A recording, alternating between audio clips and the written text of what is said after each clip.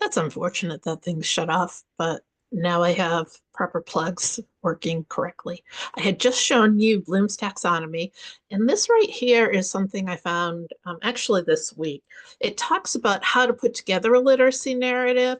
It's not a script, it's not a do this, do that, and it'll be successful. It's ideas, it's suggestions, it's what do you see? What do you hear? What do you smell? Looking at your five senses, how do you put one of these together? Some people really need to read what will help them put it together. Some people prefer just brainstorming and diving right in. I want to make sure that we have the resources that help each of you complete these tasks that I assign successfully.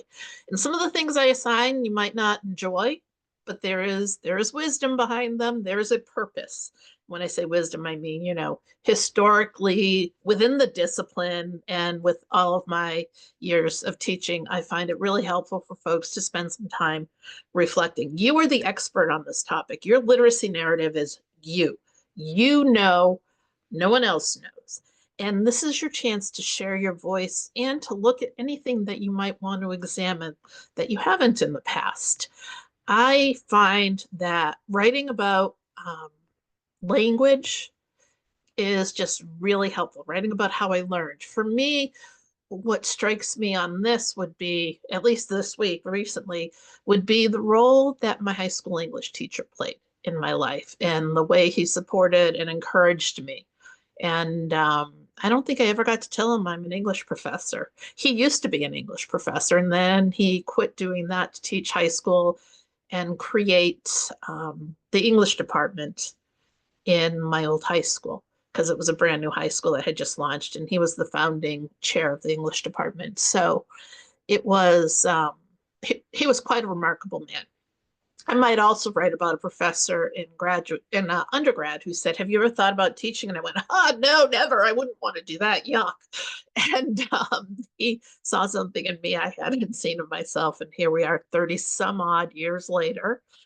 I'm still doing this, so I want to. There's also those moments. My favorite book when I was little was called Bunny Blue, and I used to act it out. That would make for a fun narrative to write, probably more fun than writing about professors.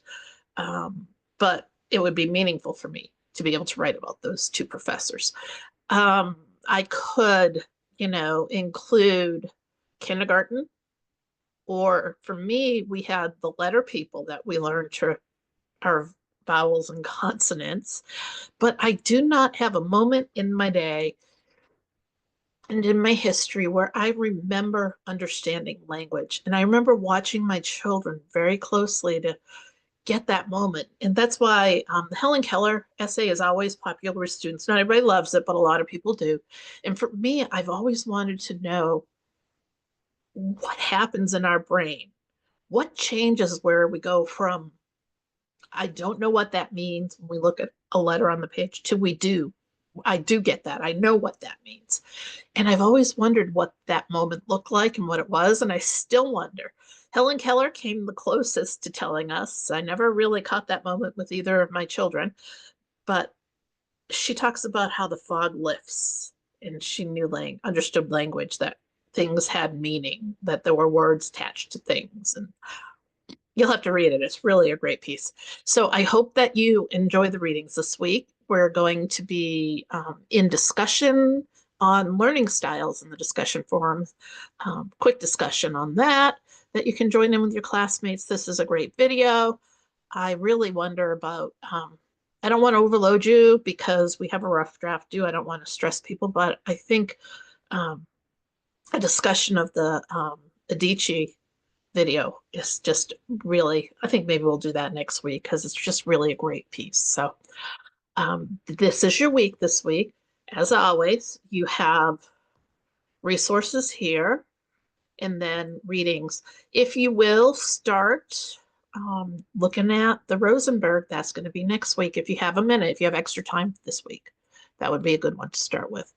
But this is our week, and this video right here will go right in there. So I'm going to send out an announcement in this week's meme and let you know that everything is live if you're ready to get going, because it looks to me like people are ready to get going on the next step. So have a great day.